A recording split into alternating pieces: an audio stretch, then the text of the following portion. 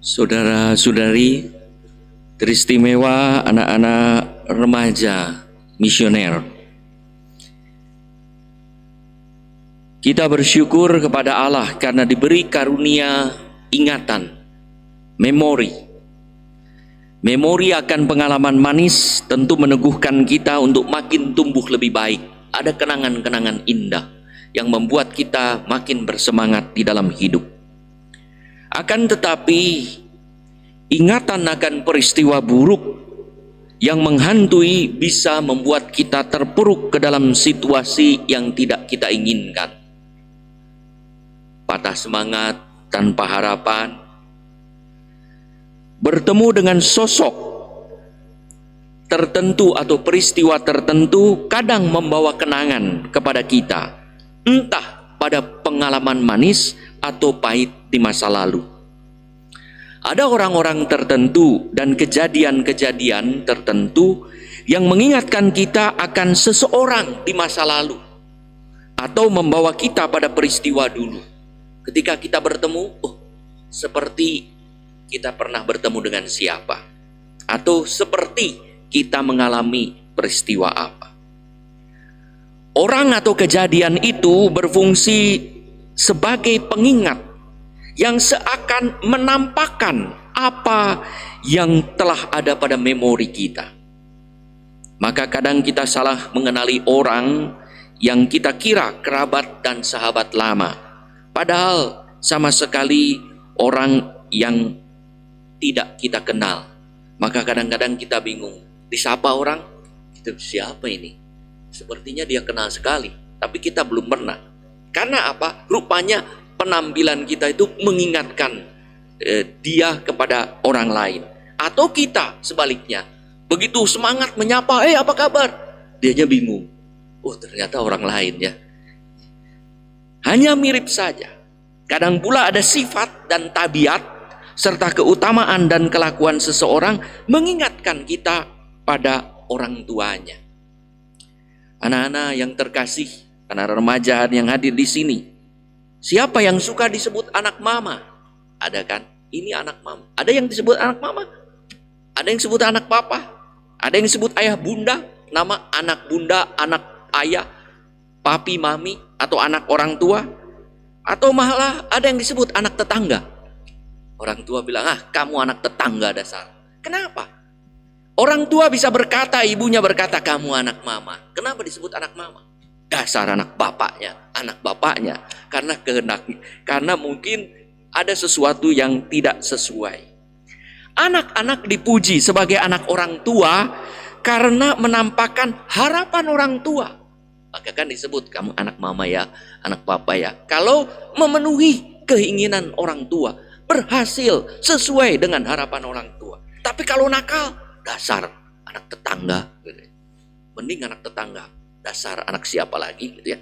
Nah, orang lain pun berkata, anak ini kayak ibunya karena murah hati dan penuh belas kasih. Ibunya sudah meninggal, lalu anak itu tumbuh baik, lalu berkata, ini kayak ibunya ini. Jadi anak itu menampakkan sifat dari ibunya. Atau orang berkata anak ini kayak bapaknya, tekun, kerja keras, rajin. Karena apa? Mengingatkan teladan dari orang tuanya. Maka anak-anak menampakkan kehadiran ayah atau ibunya atau keduanya. Yang lebih penting kiranya dalam diri anak bukanlah penampakan material semata, fisik atau badan, tetapi penampakan spiritual, sifat dan keutamaan yang melekat padanya. Saudara-saudari yang terkasih, anak-anak remaja, hari ini adalah hari raya penampakan Tuhan. Tuhan yang dulu dalam kitab perjanjian lama dikenal dalam bentuk api, awan, atau tanda-tanda alam lainnya dalam perjanjian baru, atau berbicara melalui sosok para nabi, tidak pernah berbicara langsung, kini menampakkan diri dalam sosok seorang bayi yang lahir di kandang domba dan diletakkan di palungan. Tentu tak ada orang yang menduganya, apalagi mengenalinya. Akan tetapi ada orang-orang Majus dari timur disebutnya, orang-orang dari timur, ya, yang disebut kita kenal 3 raja. Dari mana kita tahu 3 raja? Injil tidak menyebutkan 3 raja. Yang hatinya tertuju pada Allah, sehingga apa? Mengenali kelahiran putra Allah melalui tanda bintang, yang tentunya Allah telah mewahyukan kepada mereka melalui akal budinya. Di dalam kitab Yesaya disebut raja-raja. Di dalam Mazmur tadi disebut raja-raja dari Tarsis, raja dari Sheba, raja-raja. Dalam tradisi sebetulnya ada 12 raja yang datang itu. Lalu kemudian lama-lama direduksi menjadi 3 raja. Karena apa? Ada persembahan 3 rupa, maka disebut 3 raja. Dalam Injil tidak disebutkan 3 raja ataupun 12 raja. Tradisi zaman pada waktu itu di awal-awal gereja. Lalu akhirnya kemudian sekarang kita mengenal sebagai 3 raja. Mereka itu jumlahnya entah berapa, rela turun seakan-akan dari tahta mereka dan melepaskan mahkota serta meninggalkan negerinya untuk pergi ke Yerusalem. Penampakan itu adalah anugerah bagi tiga raja tersebut yang menggerakkan dirinya untuk menyembah dan mempersembahkan apa yang paling berharga: emas, kemenyan, dan mur.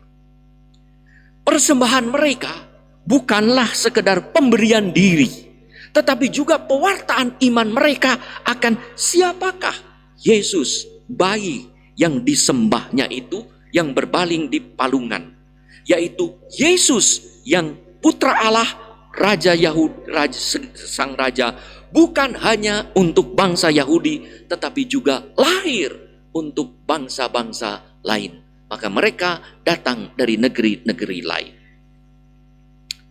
Menurut Santo Beda yang wafat tahun 735, beliau menulis begini.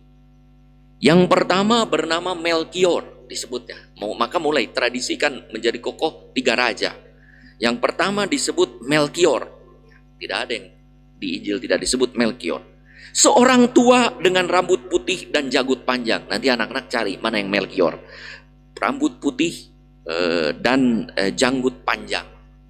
Yang mempersembahkan emas kepada Tuhan sebagai raja. Mempersembahkan emas dan mengakui Yesus adalah raja. Iman mereka. Kedua bernama Gaspar. Seorang muda tanpa janggut. Berkulit kemerahan, menyembah Yesus sebagai putra Allah dengan memberikan kemenyan, dupa yang layak bagi keilahiannya. Maka dupa biasa digunakan untuk memuji Allah, menunjukkan kehadiran keilahian. Maka Yesus bukan hanya raja, tetapi juga putra Allah, keilahian adanya. Dan yang ketiga, seorang yang berkulit hitam berjanggut bernama Baltasar, yang mempersembahkan mur sebagai kesaksian bahwa anak manusia harus mati untuk keselamatan manusia.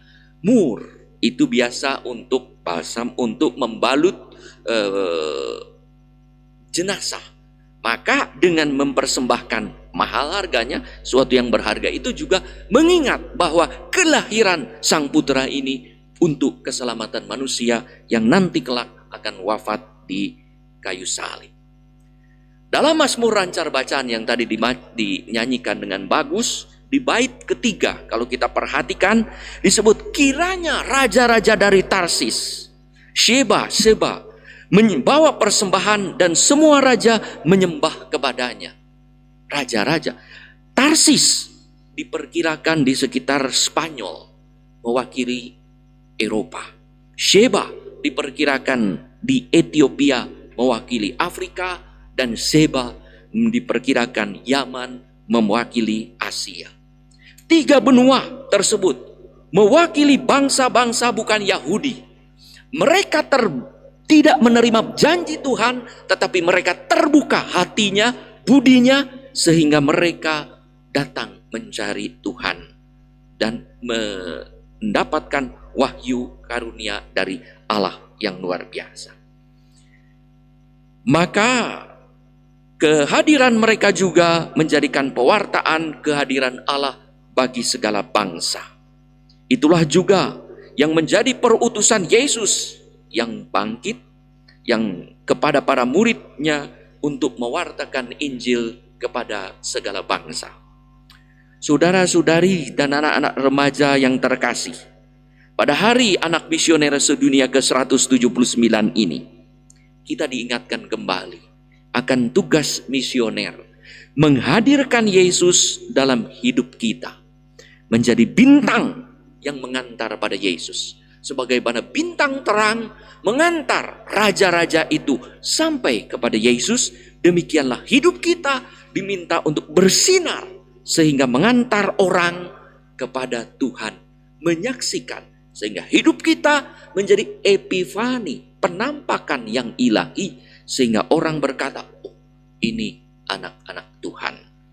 Apakah perkataan dan perbuatan anak-anak menampakkan kehadiran Tuhan Yesus yang membawa orang dalam perjalanan menuju Tuhan? Bagaimana mungkin kita menghadirkan Yesus kalau kita sendiri tak dekat dan tak akrab dengan Tuhan Yesus, sang terang dunia sendiri?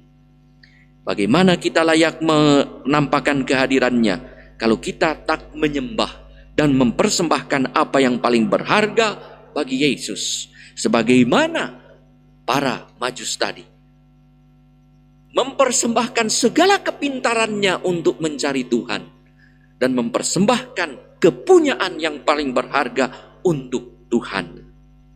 Marilah anak-anak remaja, kita menampakkan kehadiran Yesus pertama di dalam keluarga kita, hingga orang tua berkata, bukan ini anak mama, ini anak papa, ini anak orang tua, mama papa, tetapi berkata ini anak Tuhan.